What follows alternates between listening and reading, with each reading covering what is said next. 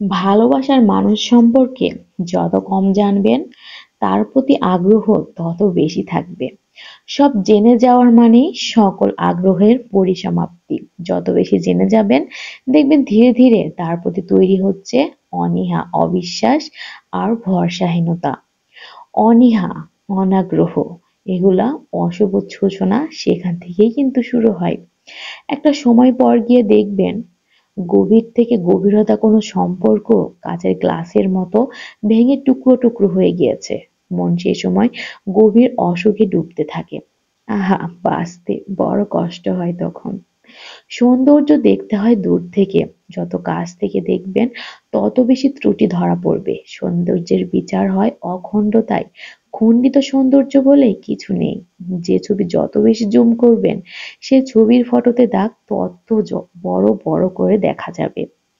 ছবির সৌন্দর্য উপভোগ করতে চাইলে ছবিকে দেখতে হয় সামগ্রিকভাবে, ভেঙে ভেঙে নয়। এজন্য দাগ দেখাতে না চাইলে ছবি জুম করতে নেই এবং মানুষ সম্পর্কেও বেশি জানতে নেই।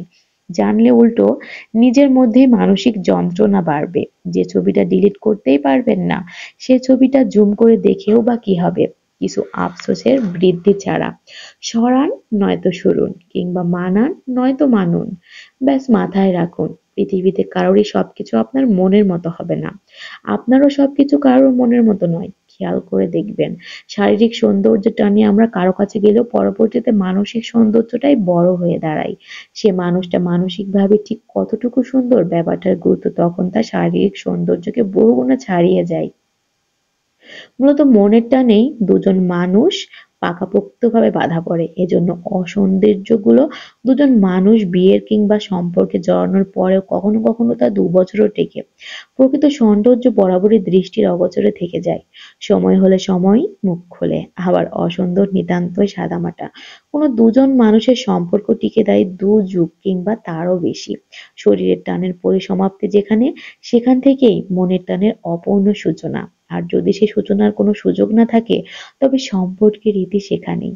অভিজ্ঞতা বলে, মানুষ সম্পর্কে কম জানাই মানুষের প্রতি ভালোবাসাকে অক্ষুণ্ণ রাখার শ্রেষ্ঠ পথ। জানতে হয় মানুষের মনটাকে, বাহ্যিক অভ্যাসগুলোকে নয়। শরীরের সতীত্ব খুঁজতে খুঁজতে মানুষ মনের সতীত্বকেই খুঁজতে আর পায় না। যাকে ভালোবাসেন সে নেশা করে কিংবা সম্পর্কের বাইরে গিয়ে অন্য কারো সাথে গিয়ে ফ্লার্ট করে, অথবা মানুষটা বেশি অহংকারী বা জেদি।